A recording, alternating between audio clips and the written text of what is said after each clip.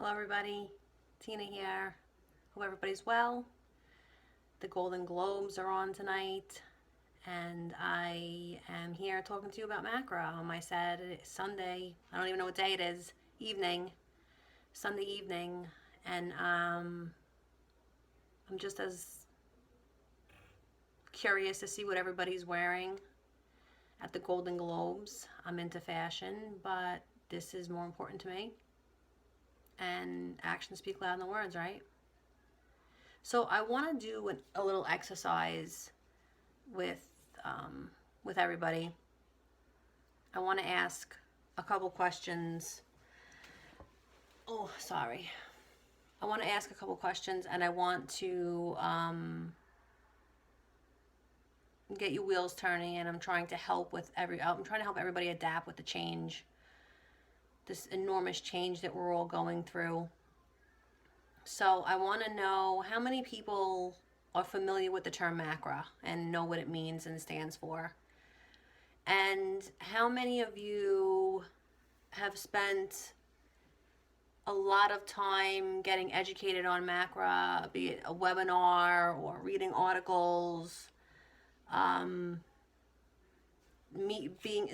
in meetings, trying to learn about MACRA? How many of you have a solid MACRA strategy that you're already executing? And how many of you are ready for MACRA?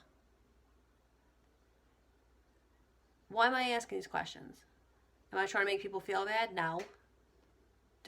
Am I a BITCH? No.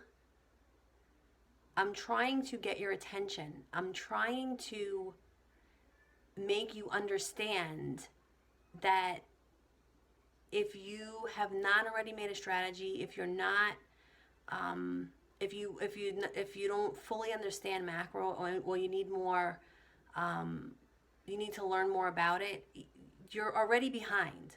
You're already behind in this MACRA race. And this is a national competition. That's what this is. And everybody freaks out when I say that. But fortunately, I have tough skin, and fortunately, I care more about your well-being and your success in this new healthcare environment than whatever people roll their eyes at me when they say it, or they get mad at me. Get mad at me. I'm going to speak the truth, and I'm always going to speak the truth, and that is the truth. It is a national competition, and if there is already about 50% of people who are already reporting for MACRA, 50%, I need that to be you. You need to be in this. It's not too late to be in this, but the first thing you need to do is you need an assessment.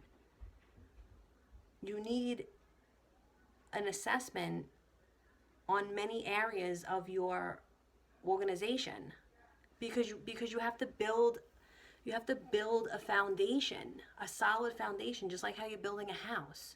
You have to build a solid foundation in order to be successful with these new payment models.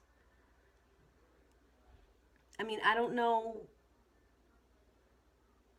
I don't know how else to say it. You need to assess your finances. You need to assess your technology. You have to assess your staff. The staff has to be trained. You have to assess clinical. These all need to be evaluated in order to make a solid foundation. I'm trying to engage you in this process because I understand the change is hard. And I just did a video on the 5 phases of change.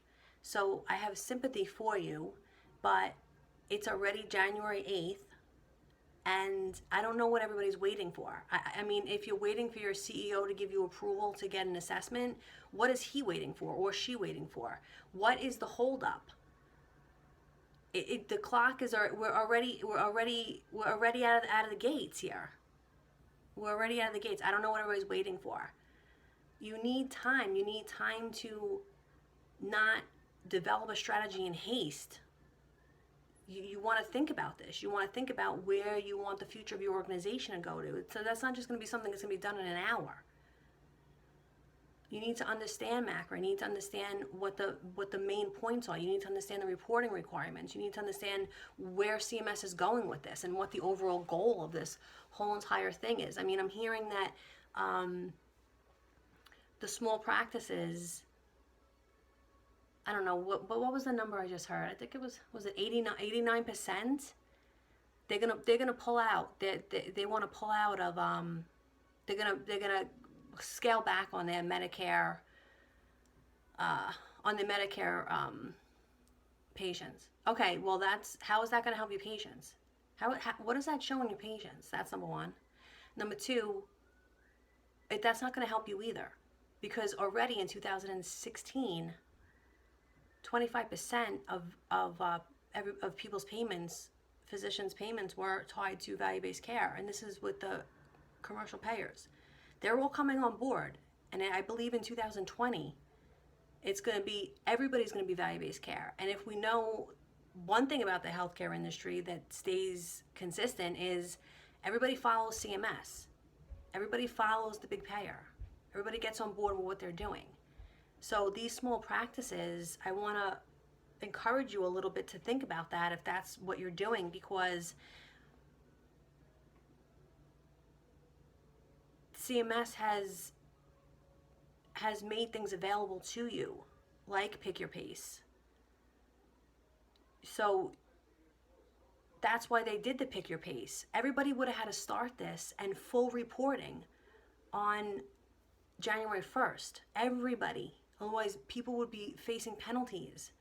So CMS opened the Pick Your Pace with the small practices in mind, mainly. And also with the small practices, CMS just on, I don't know, December 20th, they just rolled out ACO Track 1 Plus alternative payment model, advanced alternative payment model. That was with the small practices in mind, so that you would have a fighting chance on getting an increase in your reimbursement plus the 5% lump sum bonus. About 70,000 small practices are going to participate in that one track. So you're still in this. This isn't against you. They're trying to work with you. I think maybe you might be against yourself. What else? There was something else that they did with the small practices. They're even allowing small practices, again, to get the money to be in virtual groups starting in 2018. Now, I believe that should have started in 2017. I think that's just my own opinion now, that CMS should have opened that up in 2017. But nonetheless, 2018, you'll be able to form virtual groups, which gives you a big chance on competing with the 100 plus, physician organizations out there. So to scale back on your Medicare patients is just,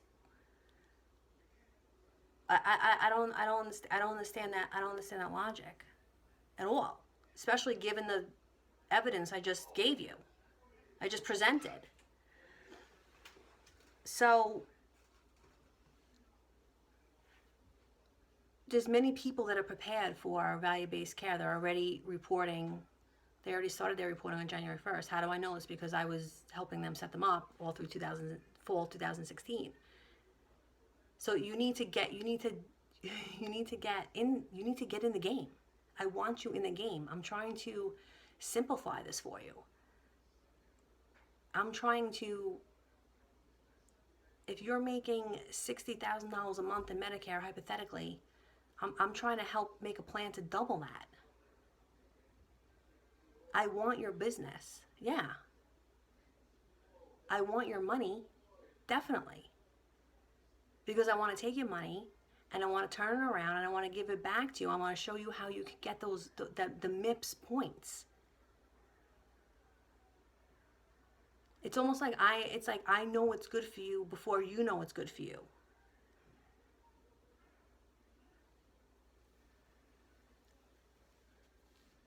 I don't, I mean, again,